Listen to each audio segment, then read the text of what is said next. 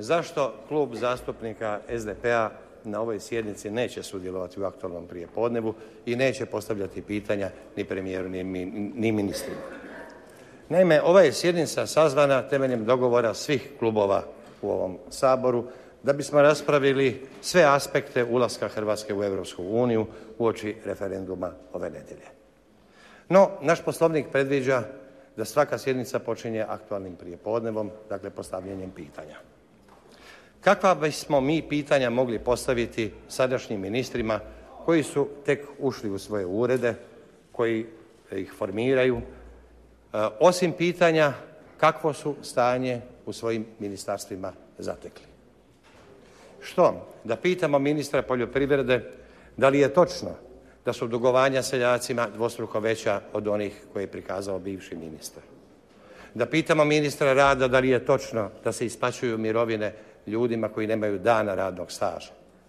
Da pitamo ministra unutarnjih poslova da li je točno da je nekoga tko je podnosio ili inicirao podnošenje kaznenih prijava, lažnih kaznenih prijava protiv opozicijskih čelnika morao staviti za svoga savjetnika jer tako predviđa postojeći zakon. Ali to bi bio razgovor o prošlosti. To bi bila pitanja o bivšim ministrima, a ne o sadašnjima. Želimo pokazati da ćemo biti ne samo druga, nego i drugačija vlast. I zbog toga to nećemo raditi. Mogli bismo postaviti svih 15 pitanja premijeru. Onako kako su se otprilike postavljala zadnjih 8 godina. Je li točno premijeru i premijerki? Je li točno da na svijetu nikada nije bilo, nema, niti će biti bolje, pametnije, poštenije i pravednije vlasti od ove?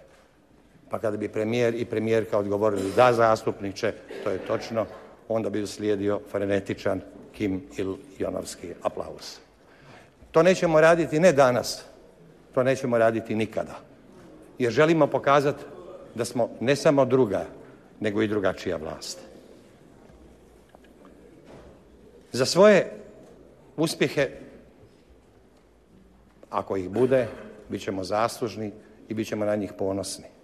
Za neuspjehe bit ćemo krivi i odgovorni. I nećemo tu odgovornost prebacivati ni na koga. Ni na Račanovu vladu, kao što je to činjeno 8 godina zadnjih, ali ni na vladu Ive Sanadera, ni na vladu Jadranke Kosor. Želimo pokazati da smo ne samo druga, nego i drugačija vlast. Ne želimo govoriti o prošlosti, nego o izgradnji budućnosti. Želimo je graditi zajedno s oporbom. Nećemo odbijati dobre prijedloge samo zato što su opozicijski. I u tome ćemo biti ne samo druga, nego i drugačija vlast. Kao što je rekao premijer, možemo pogriješiti, ali nemamo pravo ne pokušati. Nemamo pravo biti kukavice, nemamo pravo biti nepošteni.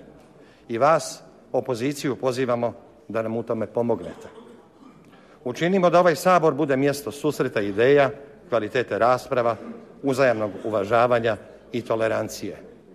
Objasnio sam zašto nećemo danas sudjelovati u aktualnom prijepodnevu, jer želimo biti druga, ne samo druga, nego i drugačija vlast. Na vama, dame i gospodo iz oporbe, da pokažete kakva ćete biti opozicija. Hvala vam. Hvala lijepa.